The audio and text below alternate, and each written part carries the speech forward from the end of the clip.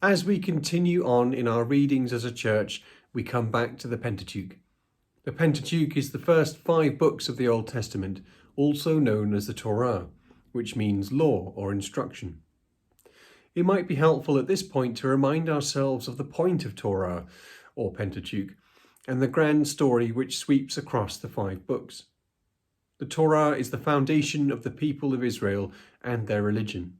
It contains their origins, which begin with Abraham and Sarah, and their identity, which is the people chosen by God to inherit the things promised to Abraham, the main thing being the land of Canaan. As well as this story, the origins of the whole world are recounted. This is done not out of a scientific curiosity as to how everything came about, but to explain several key points which would make Israel unique. The first is that there is only one God, who is the creator and ruler of the universe. The second is that this God is most holy. This is seen in the earliest narratives in his reaction to sin.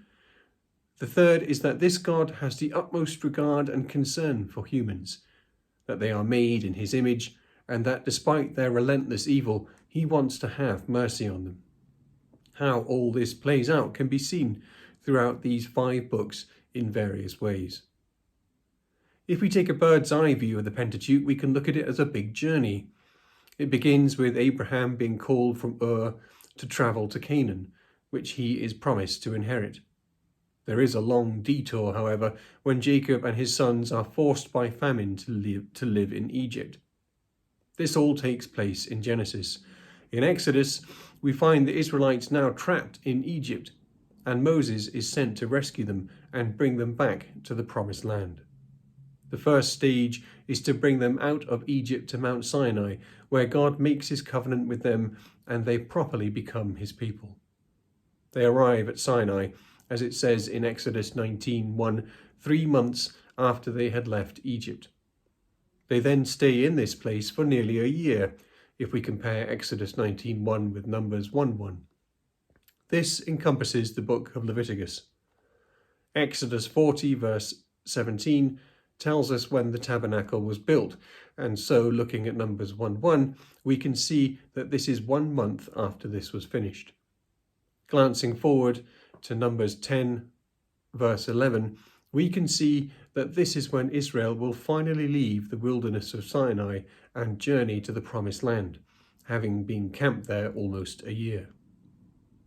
Time-wise, it feels as though we have been zoomed in on Sinai, as we have spent a long 11 months there, encompassing much of Exodus, all of Leviticus, and the first 10 chapters of Numbers.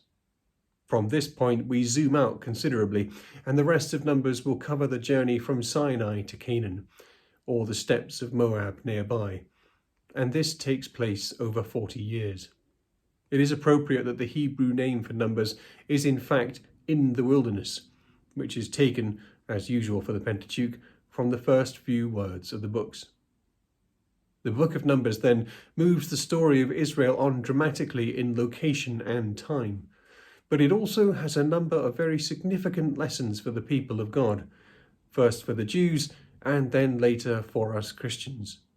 The most significant of these is the rebellion, which the book of Hebrews holds up as an example of those who failed to persevere and who did not make it to God's promised rest. Indeed, not even Moses passes this test, and he will die before Israel enters the land. Numbers will show why. There are other famous stories and characters in here as well, such as Phinehas and Balaam, Caleb and Joshua, the latter who will succeed Moses and lead Israel into Canaan. Structurally, Numbers can be broken down into various parts. The 40 years of the wilderness wanderings are comprised of 40 stations or stages, which chapter 33 lists, beginning from Egypt. But in terms of the book itself, there are 3 main sections. The first is chapters 1 to 10, where they are in the wilderness of Sinai, preparing to leave. The second is from chapters 10 to 20, where most of the 40 years of wandering is spent between Sinai and Kadesh. The third is from Kadesh to the steppes of Moab, comprising chapters 20 to 36, where they prepare to conquer and settle in Canaan. But another structural feature is also important to notice. The 40-year journey crosses 2 generations, one rebellious, which will die, and the other faithful, which will inherit the land. The first chapter begins with the census of this first doomed generation. It is finally destroyed in chapter 25. Immediately after this, in chapter 26, comes the census of the second generation. Thus we can also think of Numbers as the account of the first and second generations, the bad one which will not make it, and the good one which will.